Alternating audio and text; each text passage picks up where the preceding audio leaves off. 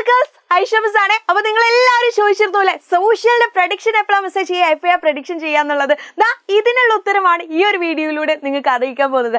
നാളത്തെ നമ്മളുടെ സോഷ്യൽ എക്സാമിൽ നിങ്ങൾക്ക് കാണാൻ പറ്റുന്ന എല്ലാ ഇമ്പോർട്ടന്റ് ആയിട്ടുള്ള ക്വസ്റ്റിനും നമ്മളൊന്ന് പ്രഡിക്റ്റ് ചെയ്യാൻ പോവാണ് കേട്ടോ. യെസ്, അപ്പൊ നിങ്ങൾ നോക്കണം ലാസ്റ്റത്തെ ചാപ്റ്റേഴ്സ് നിങ്ങൾ നല്ല ഇമ്പോർട്ടൻസ് കൊടുക്കുക. അതായത് നമ്മുടെ ക്രിസ്മസ് പോർഷന് നല്ല ഇമ്പോർട്ടൻസ് കൊടുത്തിട്ട് പഠിക്കുക. ഒപ്പം തന്നെ നിങ്ങൾ എന്ത് മിസ് ചെയ്യരുത്, നമ്മുടെ ഓണം എക്സാമിൻ്റെ പോർഷൻസ് മിക്സ് ചെയ്യരുത്. ഓക്കെ, അതായത് അതിൽ നിന്ന് നമുക്കൊരു 2 ആക്ടിവിറ്റീസ് വരെ പ്രതീക്ഷിക്കാവുന്ന ചോദ്യങ്ങൾ ഉണ്ടാവും. അതുകൊണ്ട് എന്തായാലും മക്കൾ എന്ത് ചെയ്യണം, ആ ഒരു പോർഷൻ കൂടെ പഠിച്ചിട്ട് വേണം നമ്മുടെ പ്രിപ്പറേഷൻസ് മുമ്പോട്ട് കൊണ്ടുപോകാൻ. ഓക്കെ, സോ ഓരോ ചാപ്റ്ററിൽ നിന്നും നിങ്ങൾക്ക് ഏത് ചോദ്യങ്ങളാണ് ചോദിക്കുക, അതിൻ്റെ ഹൈ ചാൻസ് ഉള്ള ക്വസ്റ്റ്യൻസ് ആണ് നമ്മൾ ഇവിടെ നോക്കാൻ പോകുന്നത്. സോ ഫസ്റ്റ് തന്നെ നമുക്ക് നോക്കാം, ലെറ്റ്സ് ഡ്രോ ആൻഡ് റീഡ് അല്ലെ, വരയ്ക്കാം എന്നുള്ള ചാപ്റ്ററിൽ നോക്കുവാണെങ്കിൽ എന്തായാലും നമുക്ക് എക്സ്പെക്ട് ചെയ്യാൻ പറ്റുന്ന ഒരു ചോദ്യമാണ് observe the sketch and complete the table അല്ലെ.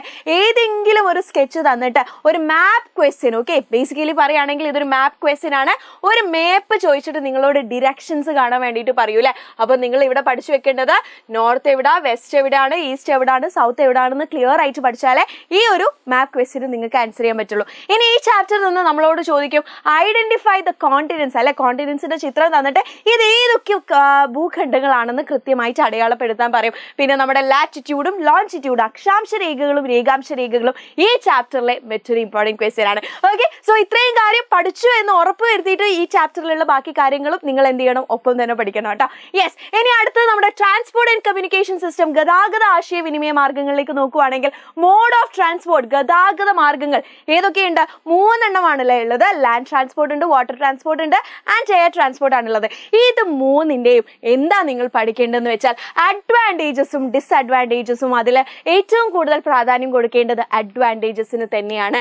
ഓക്കെ, അഡ്വാൻറ്റേജസ് ഗുണങ്ങളാണ് നിങ്ങൾ കൃത്യമായിട്ട് പഠിക്കേണ്ടത്. ഇനി ഇന്റർപേഴ്സണൽ മാസ് കമ്മ്യൂണിക്കേഷൻ്റെയും ടൂൾസ് അല്ലെ. യെസ്, വ്യക്തിഗത ആശയവിനിമയ അതേപോലെ ബഹുജന ആശയവിനിമയം, ഇതിൻ്റെ ടൂൾസ് ഏതാണെന്നും കൃത്യമായിട്ട് പഠിച്ചു വെച്ചോ, ഈ ചാപ്റ്ററിൽ നിന്ന് ചോദിച്ചിരിക്കും.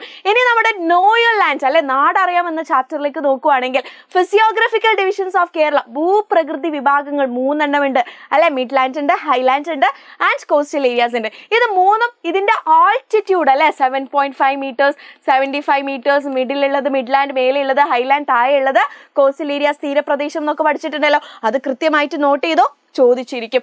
ആൻഡ് ഓൾസോ ഇവിടെ നിന്ന് നമുക്ക് ചോദിക്കാൻ ചാൻസ് ഉണ്ട്, ഓരോ ലാൻഡിലും ഉണ്ടാകുന്ന ക്രോപ്സ് ഏതാണെന്നും നമ്മളോട് ചോദിക്കും കേട്ടോ. അപ്പോൾ ക്രോപ്സ് കൂടെ ഇവിടെ നിങ്ങൾ പഠിക്കണം, വിളകൾ കൂടെ പഠിക്കണം.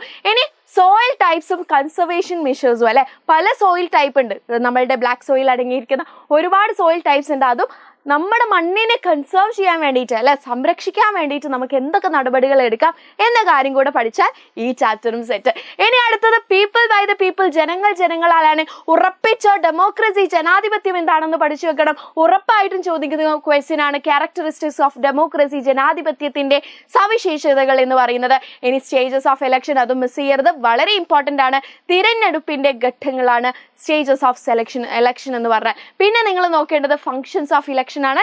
തിരഞ്ഞെടുപ്പിന്റെ പ്രവർത്തനങ്ങളും കൂടെ പഠിച്ചാൽ ഈ ഒരു ചാപ്റ്ററും സെറ്റാണ്.